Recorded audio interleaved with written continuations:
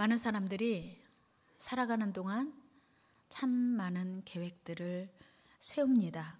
사람마다 그 시기는 다르지만 어떤 사람들은 아주 어렸을 때부터 대단한 계획과 꿈을 가지고 성장합니다.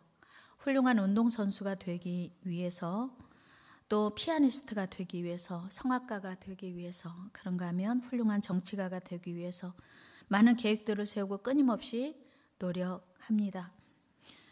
뿐만 아니고 의료인이 되기 위해서, 언론인이, 법조인이 되기 위해서 다양한 꿈과 계획을 세우고 그 계획에 따라 무진애를 씁니다. 가야 할 대학과 전공들도 계획하고 준비합니다. 또 미래에 어떤 가정을 세우고 어떻게 가정을 꾸려가야 할지도 참 많은 기대와 계획 가운데 준비를 합니다. 노후를 위한 계획도 만만하지 않습니다.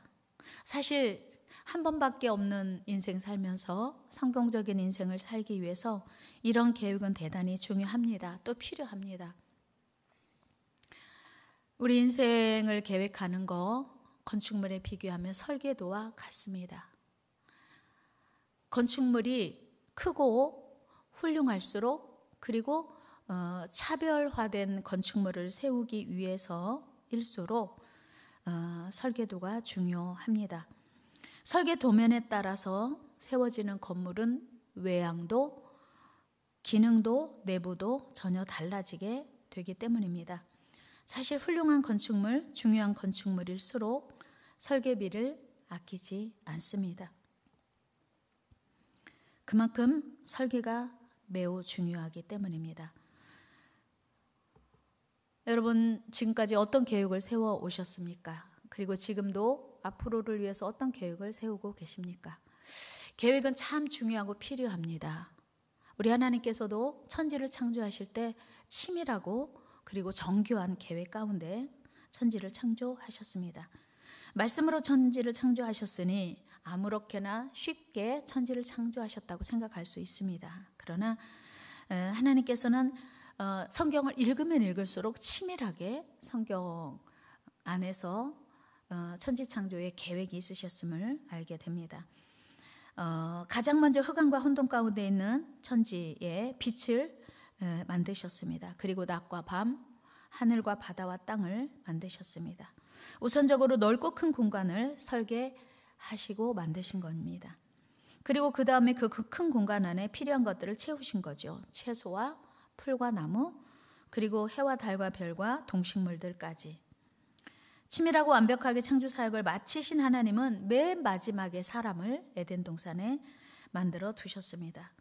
여러분, 만약에 하나님께서 이 계획을 바꾸셔서, 아니면 계획이 없어서 생각이 없으셔서 사람을 먼저 만드셨다고 생각을 해보면 얼마나 혼란스러웠을까. 깜깜하고 혼돈만 있는 세상에 가장 먼저 사람을 만드셨다면 그 사람 아담과 하와가 대단히 혼란스럽고 고통 가운데 있었을 것은 말할 필요도 없습니다. 그러나 우리 하나님은 주도 면밀하신 계획대로 온 천지 우주 만물을 완벽하게 창조하신 후에 사람을 만드셔서 거기 에덴에 두셨습니다. 그런데 오늘 본문 1절에 보면 하나님께서 이렇게 말씀하고 계십니다. 우리 같이 읽습니다.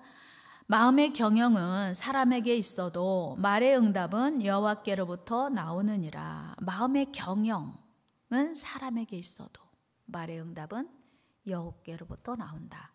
그러니까 우리가 생각하고 계획하는 모든 것, 여기서 경영이라고 하는 원뜻은 정렬하다, 한 줄로 세우다, 그런 뜻도 있습니다. 그리고 준비하다, 예비하다, 그리고 문자적으로는 배열, 배치, 준비, 계획 등의 의미를 지닙니다. 따라서 오늘 본문 1절에서 사람의 마음속에 참으로 많은 계획들이 있음을 보여줍니다. 그런데 오늘 잠언서에서 솔로몬은 말하기를 아무리 사람이 계획을 세운다 해도 말의 응답은 여호와께로부터 난다고 선언합니다.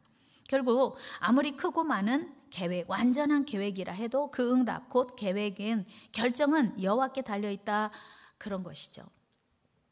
이 말을 공동 번역에서는 이렇게 설명하고 있습니다. 계획은 사람이 세우고 결정은 야훼께서 하신다. 한번 해볼까요? 계획은 사람이 세우고 결정은 야훼께서 하신다.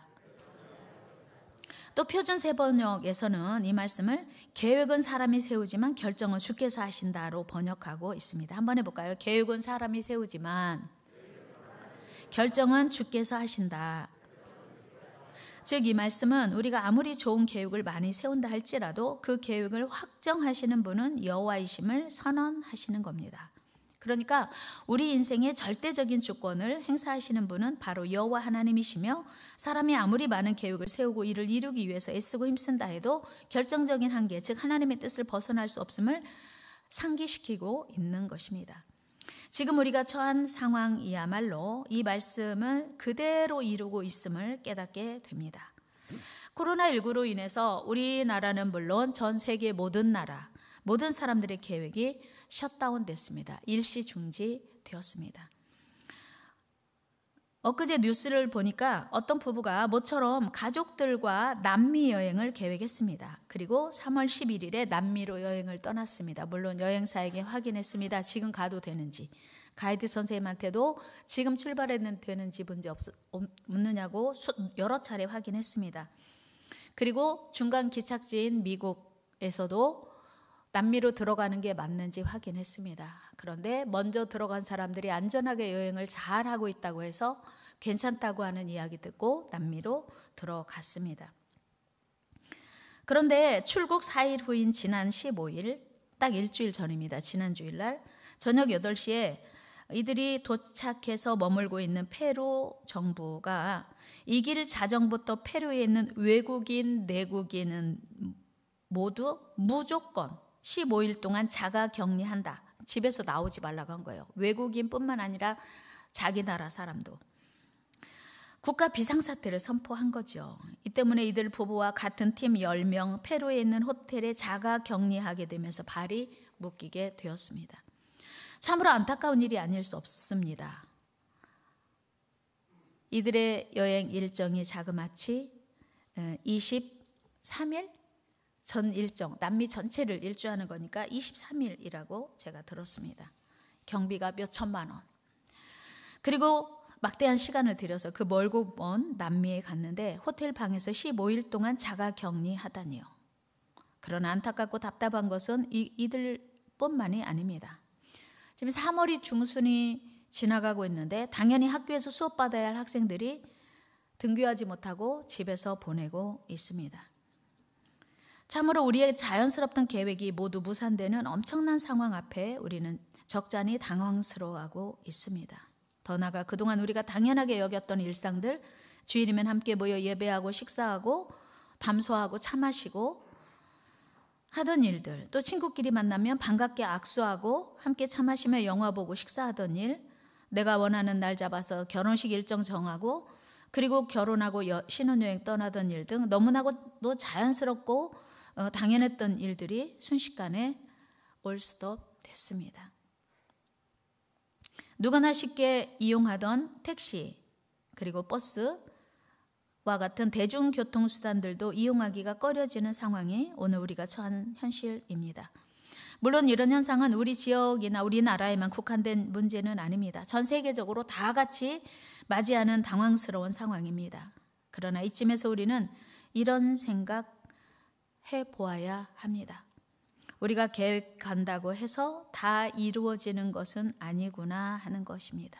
내가 아무리 좋아해도, 내가 아무리 원해도 원한다고 해서 다 할 수 있는 것 아니고, 그리고 내가 아무리 좋아한다고 해도 다 할 수 있는 게 아니라고 하는 것입니다. 결국 아무리 작은 계획도 하나님께서 허락하지 않으시면 아무것도 할 수 없음을 우리는 다시 한번 절실히 깨닫게 됩니다.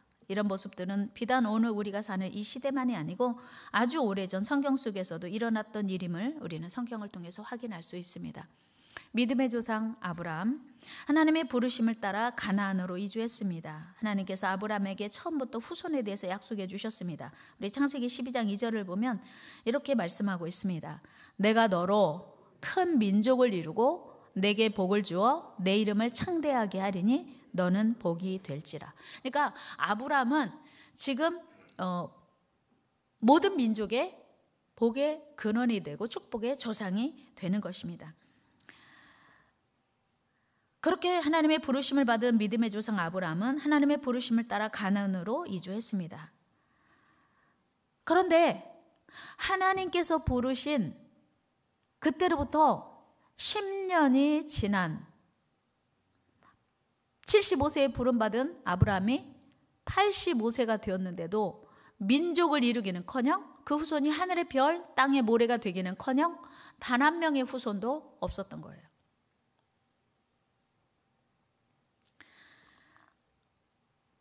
그러니까 이거 정말 하나님의 음성 들은 게 맞은가? 하나님의 부르심 받은 게 맞은가? 이런 생각을 하고 있던 즈음에 사라의 몸에 더 이상 생산할 수 없는 징조가 나타났습니다. 성경에 기록된 거 여러분 다 아시는 것처럼 사라의 생리가 끊어졌어요.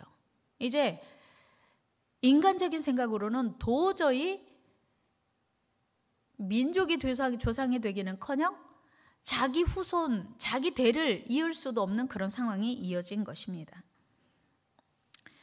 그러자 사라는 그의 종 하걸과의 사이에서 자녀를 출산할 것을 아브라함에게 제안합니다. 우리 16장 말씀 읽어봅니다. 시작.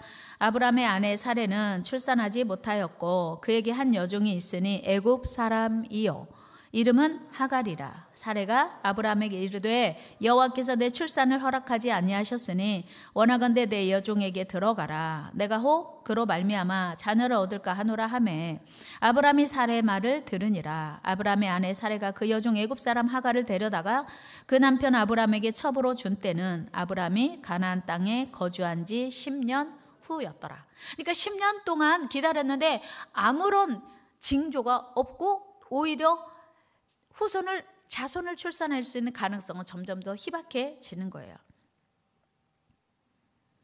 그런데 하나님의 계획은 우리 몸의 상태와 상관없이 아브라함과 사라의 몸에서 태어날 자가 그의 후손이다라고 말씀하셨습니다. 창세기 15장 4절로 가봅니다. 여호와의 말씀이 그에게 임하여 이르시되 그 사람이 내 상속자가 아니라 네 몸에서 날 자가 내 상속자가 되리라 하시고 아멘. 그 사람 하갈과 아브라함 사이에 태어난 이스마엘이 아니고 네 몸에서 날짜가 네 후손이라고 말씀하시는 거예요. 여러분 우리 하나님이 누구십니까? 우리 아버지 하나님은 전능하신 하나님 아니십니까? 여러분 믿으십니까? 하나님 전능하십니까? 여러분의 하나님 위대하십니까? 그런데 아브라함과 사라는 하나님의 계획을 더 이상 기다릴 수가 없었어요. 믿을 수가 없었어요. 그래서 그들은 하나님의 계획보다 자신들의 계획에 더 충실했고 자신들의 계획에 더 중요했습니다. 그 결과 어떻게 되었습니까? 아브라함과 사라는 씻을 수 없는 큰 실수를 저지르게 되었고 그 결과물인 하갈과 이스마엘에게 큰 상처와 아픔을 안기게 되었습니다. 하나님의 뜻을 기다리지 못하고 서두른 결과였습니다. 그런가 하면 이스라엘 민족의 지도자 모세 역시 그의 나이 40에 이스라엘 민족을 구원할 열망으로 가득했습니다. 사도행전 7장으로 우리 가보겠습니다. 시작. 모세가 애굽 사람의 모든 지혜를 배워 그의 말과 하는 일들이 능하더라. 나이가 40이 되매 그 형제 이스라엘 자손을 돌볼 생각이 나더니 모세는 엄마의 젖을 먹으면서 분명히 자기가 이스라엘 민족의 구원자라고 하는 걸 알고 있었어요. 그러니까 당연히 이제 자기가 이스라엘 민족을 위해서 뭔가 해야 되는 거예요. 그런데 때가 오지 않으니까 40살이 됐을 때 열정이 생겼고 그 일을 위해서 나섰습니다. 그런데 여러분 아시는 것처럼 그 일로 말미암아 그는 살인자의 누명을 쓰고 광야로 도망쳐서 이제 미디안 광야에서 외롭게 40년을 더 살아야 했습니다. 우리 출애굽기 2장 말씀 한번 같이 읽어봅니다. 11절 12절 시작. 모세가 장성한 후에 한 번은 자기 형제들에게 나가서 그들이 고되게 노동하는 것을 보더니 어떤 애굽 사람이 한 히브리 사람 곧 자기 형제를 치는 것을 본지라. 좌우를 살펴 사람이 없음을 보고 그 애굽 사람을 쳐 죽여 모래 속에 감추니라. 자기 민족끼리 싸우는 것을 보고 이 바보야 너희 같은 민족인데 왜 싸워? 쳤는데 그냥 죽었어요. 그래서 모래에 파묻었어요. 그리고 다음 날 나갔어요. 15절 말씀 같이 한번 읽어봅시다. 다음 날 나갔더니 이제는 애굽 사람과 히브리 민족이 싸우는 거예요. 그때 히브리 사람이 어제는 우리 애굽 사람 죽이더니 이제 우리 죽이려고 한다고 해가지고 도망자가 되고 말았죠. 그런데 이런 모세를 향한 하나님의 계획은 무엇이었습니까? 그것은 모세가 80이 되어서야 이스라엘 백성을 구원하는 것이었습니다. 출애굽기 7장 6절 7절 말씀 읽습니다. 시작. 모세와 아론이 여호와께서 자기들에게 명령하신 대로 행하였더라. 그들이 바로에게 말할 때에 모세는 80세였고 아론은 80세였더라. 이게 모세의 계획과 하나님의 계획의 차이예요. 차이. 모세는 40살에 자기 민족 구원하려고 했고 하나님은 모세가 80살이 됐을 때 이스라엘 민족의 지도자로 삼으신 거예요. 어떻습니까? 오늘 여러분의 계획과 여러분을 향한 하나님의 계획의 차이에 어떤 갭이 있으십니까?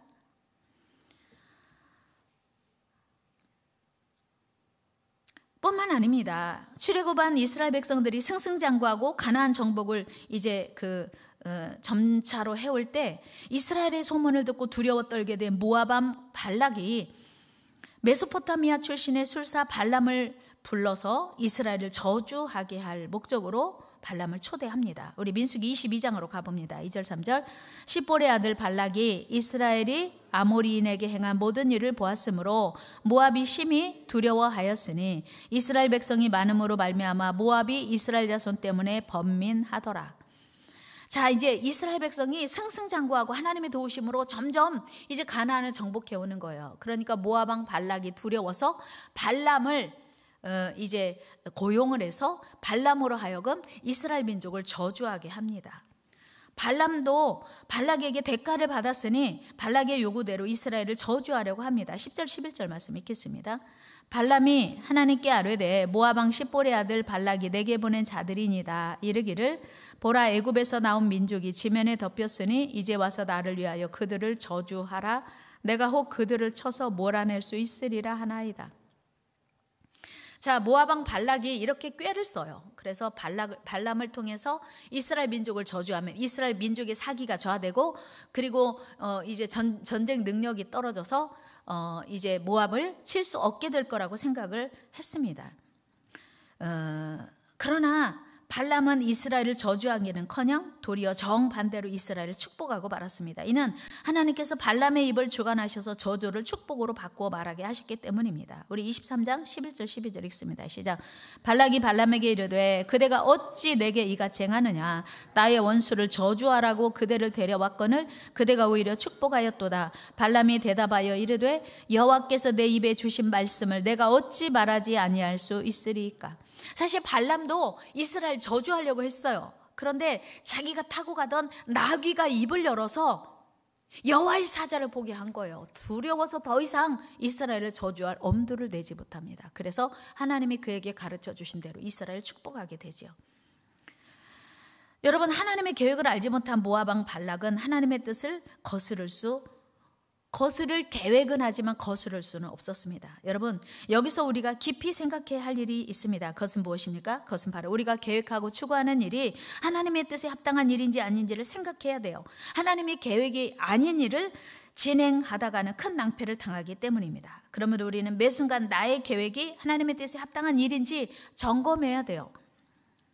크면 클수록 더 그렇습니다. 작은 일도 마찬가지입니다. 또한 어떤 계획을 세우는 처음부터 내 뜻보다 하나님의 뜻이 무엇인지를 생각하고 집중해야 합니다. 그렇지 않으면 나도 모르는 사이에 하나님의 뜻과 거리가 먼 계획을 하나님보다 앞서서 세울 수 있기 때문입니다. 왜 그렇습니까? 우리는 모두 본질상 죄인이기 때문입니다.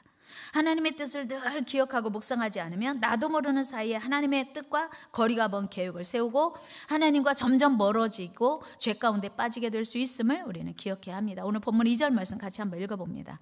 시작. 사람의 행위가 자기 보기에는 모두 깨끗하여도 여호와는 심령을 감찰하시느니라. 아멘. 여러분, 이 자리에 나와 계신 여러분들 정도라면 믿음이 괜찮은 것 같지 않습니까?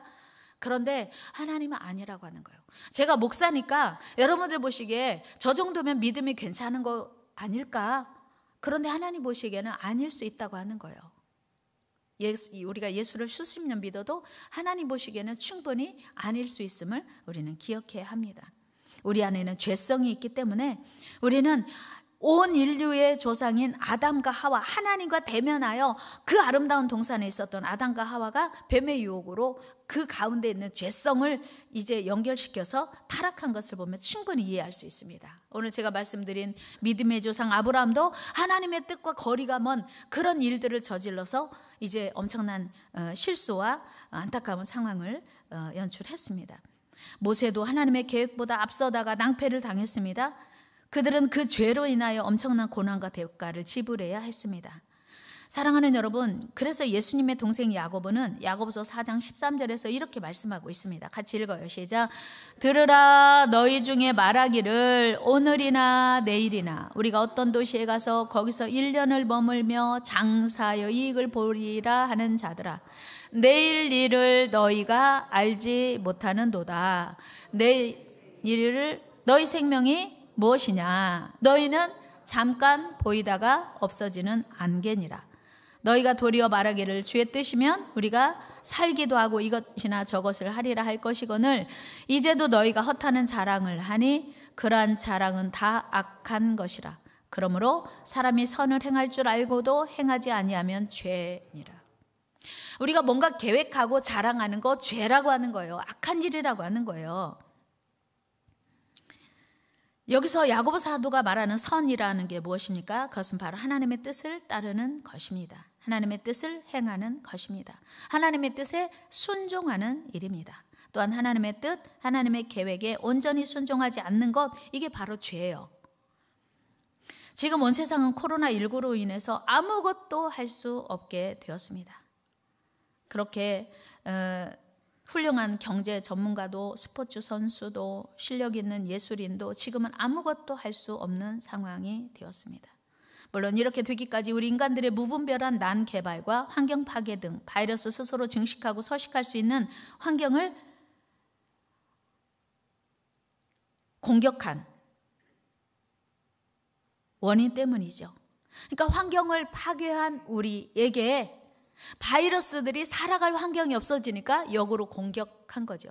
바이러스의 서식지를 잃고 이제 사람을 바이러스가 서식할 숙주로 착각하고 역공격을 한 것입니다.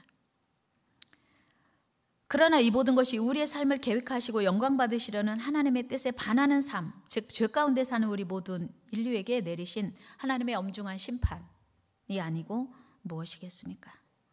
여러분, 우리 인간은 창조주 하나님 앞에서 한낱 무능한 피조물이요 미물일 수밖에 없다는 사실이에요. 그럼에도 불구하고 그 위대하신 하나님의 계획과 무관하게 우리의 계획대로만 살아온 우리를 향해서 하나님은 지금 경고하고 있다는 사실을 우리는 기억해야 돼요. 오직 물질이 가장 소중하고 세상이 가장 소중하고 성공이 가장 소중하고 그리고 출세가 가장 소중한 우리들에게 하나님이 지금 경고하시는 것은 무엇일까요? 하나님의 계획보다 나의 계획을 우선시하고 살아온 우리에게 하나님의 경고가 무엇입니까? 우리 하나님께서는 요나를 통해서 니느웨 백성을 구원하시려는 계획을 세우셨습니다. 그러나 요나는 하나님의 뜻과 계획에 불순종하고 정반대인 다시스로 가죠. 그리고 배를 탑니다. 그러나 우리 하나님은 그가 탄 배와 그가 있는 그 바다로 찾아가십니다. 그리고 그곳에 엄청난 광풍을 불게 하셨습니다. 그 풍랑 가운데서 바다에 던져진 요나는 물고기 뱃속에서 3일을 금식하며 그의 불순종을 회개합니다. 우리 요나서 2장 1절 말씀 읽습니다. 시작. 요나가 물고기 뱃속에서 그의 하나님 여호와께 기도하여. 그제서야 요나는 하나님의 뜻대로 하나님의 계획대로 하나님의 말씀대로 순종하여 니느웨로 갈 것을 고백합니다. 그제서야 요나는 물고기 뱃속에서 살아나올 수 있었습니다. 우리 9절 10절 말씀 읽겠습니다. 나는 감사하는 목소리로 주께 제사를 드리며 나의 서원을 주께 갚겠나이다. 구원은 여호와께 속하였나이다 하니라. 여호와께서 그 물고기에게 말씀하시되 요나를 육질에 토하니라. 분명한 우리 하나님의 계획은 요나를 통해서 하나님의 뜻을 알지 못하는 니느웨 백성 12만 명을 구원하시려 했습니다. 사랑하는 여러분, 지금 요나는 물고기 뱃속에서 비로소 물고기 뱃속에 갇혀서야 지옥 같은 그 상황을 경험하고서야 하나님의 뜻을 생각해내고 하나님은 순종하겠습니다 라고 고백했습니다. 그리고 하나님은 그 고백을 듣고서야 그 풍랑을 멈추시고 요나를 물고기 밖으로 내보내셨습니다. 여러분, 혹시 지금 우리가 물고기 뱃속에 갇혀 신음하는 요나의 모습은 아닐까요? 지금 우리가 처해 있는 이 순간이 밤낮 3일 동안 어둡고 답답한 가운데서 죽음의 공포를 느끼며 눈물로 회개할 수밖에 없었던 물고기 뱃속은 아닐까요? 사랑하는 여러분, 지금 우리가 진정으로 무섭고 두려워해야 할 것이 무엇인지 우리 생각해 봐야 돼요. 여러분, 사명, 하나님께서 여러분들에게 맡기신 사명, 여러분 지금 어떻게 되었습니까? 그동안 우리가 멀리하고 외면했던 하나님의 뜻과 계획, 온 세상에 광풍을 불게 하시는 하나님의 계획, 무엇입니까? 지금 우리는 내 뜻과 내 계획보다 하나님의 계획을 찾아야 돼요. 지금까지 우리가 내 계획을 훨씬 소중히 여기고 내 계획을 따라 살았다면 이제는 하나님의 계획보다 앞섰던, 더 중요했던 그 무지함을, 그 완악함을 회개해야 합니다. 그리고 하나님과 함께 다시 그 사명의 길을 가야 돼요. 그 믿음의 길을 가야 돼요. 영혼을 구원하시기를 원하시는 그 하나님의 뜻을 따라 우리는 다시 새로운 삶의 길을 세워야 합니다. 오늘 본문 3절에서 우리 하나님께서 이렇게 말씀하십니다. 우리 같이 읽어요. 시작. 너의 행사를 여호와께 맡기라. 그리하면 네가 경영하는 것이 이루어지리라. 아멘. 그러니까 내가 계획하는 게 아니고 그건 다 하나님 앞에 내려놓고 내가 계획하는 모든 것들 다 내려놓고 그냥 하나님께 맡기는 거예요. 그때 하나님이 이루어 주신다고 하는 거예요. 여러분, 이 사순절에 우리는 그동안 내가 붙들었던 거 다 내려놓고 오직 주님의 십자가의 사랑을 다시 붙들어야 합니다. 죽음으로 우리를 사랑하셨던 하나님 안에서만 소망도 생명도 승리도 회복도 있기 때문입니다. 우리 인생은 우리 것이 아닙니다. 우리 것은 아무것도 없습니다. 말로만 그동안은 내 인생은 내 거 아니라고 했지만 지금이야말로 내 인생이 언제까지 일지 알 수 없고 내가 살아가는 하루하루 무엇을 위해서 살아가야 하는지 다시 점검해야 합니다. 우리에게 하나님께서 주신 시간도 열정도 능력도 물질도 건강도 생명도 다 하나님의 것이기 때문이에요. 우리 삶은 오늘 현재도 미래도 하나님이 지켜주셔야만 완벽하고 아름답습니다. 우리를 향한 하나님의 계획은 항상 선하고 아름답습니다. 우리 모두 지난날의 불순종을 회개하고 내가 주인 되어 살았던 많은 시간들을 회개해야 합니다. 우리 삶의 주인이신 주님보다 앞섰던 것을 회개하면서 그리고 하나님이 우리를 통해서 이루시고자 하는 그 뜻을 다시 마음속에 받아들이면서 그 뜻만을 위하여 살아가려고 결단할 때 하나님이 완벽하게 회복시켜 주실 줄 믿습니다. 하나님, 우리 완악한 죄를 회개합니다. 하나님의 뜻에 상관없이 내 계획과 뜻을 늘 붙들고 기도하며 금식하며 간구했던 교만을 회개합니다. 하나님은 40년이 지나도 하나님의 때가 되지 않으면, 모세가 준비되지 않으면 하나님의 계획을 실천하시지 않으셨습니다. 아브라함은 하나님의 약속을 받았지만 시간이 지연됨에 따라서 자기 계획을 앞세웠습니다. 요나를 향하신 하나님의 계획은 하나님의 뜻을 알지 못하는 12만 명을 구원하는 것이었습니다. 그러나 요나는 그 불편하고 힘든 귀찮은 그 사명을 외면했습니다. 그런데 하나님은 그 외면하고 도망가는 요나를 찾아가셔서 그 사명 다시 붙들게 하셨습니다. 온 세상이 만난 광풍, 우리나라가 민족이 그리고 우리 개인이 만난 광풍, 혹시 우리 요나 때문은 아닌지요? 오늘 우리 모두 요나임을 자각하고 하나님의 사명을 다시 붙드는 이 자리에 되게 하여 주옵소서. 예수님의 이름으로 기도하옵나이다. 아멘.